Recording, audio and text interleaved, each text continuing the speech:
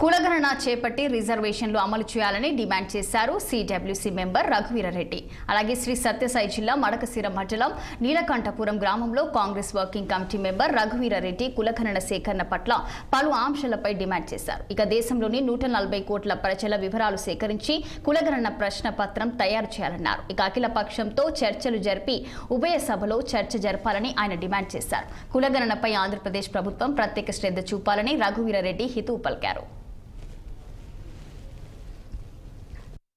రాజ్యాంగంలోని ఆర్టికల్ 15(5) సవరణ ద్వారా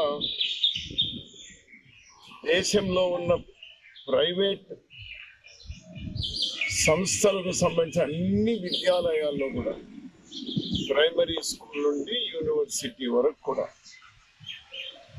ఎస్సీలు, ఎస్టీలు, బీసీలు, రిజర్వేషన్ కేటగిరీల అందరికీ కూడా అక్కడ సీట్లు ఇవ్వాలి ఆ దామాషా ప్రకారం అని గత యూపీఏ ప్రభుత్వంలో సవరణ తీసుకుంటడం జరిగింది.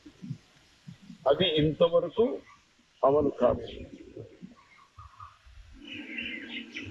అలానే రాహుల్ గాంధీ గారు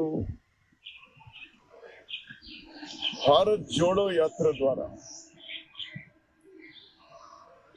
అలానే ఎన్నికల మేనిఫెస్టోలో ఇటీవల గత ఏడాదిగా లోక్సభలో, పార్లమెంట్, రాజ్యసభలో కూడా కుల గణన వెంటనే చేపట్టాలని, అలానే రాజ్యాంగంలోని 15(5) సవరణ ప్రకారం ప్రైవేట్ విద్యాలయాల్లో రిజర్వ్డ్ కేటగిరీస్ అందరికీ కూడా అడ్మిషన్స్ ఇవ్వాలని, తమిళనాడు తరహా ఈరోజు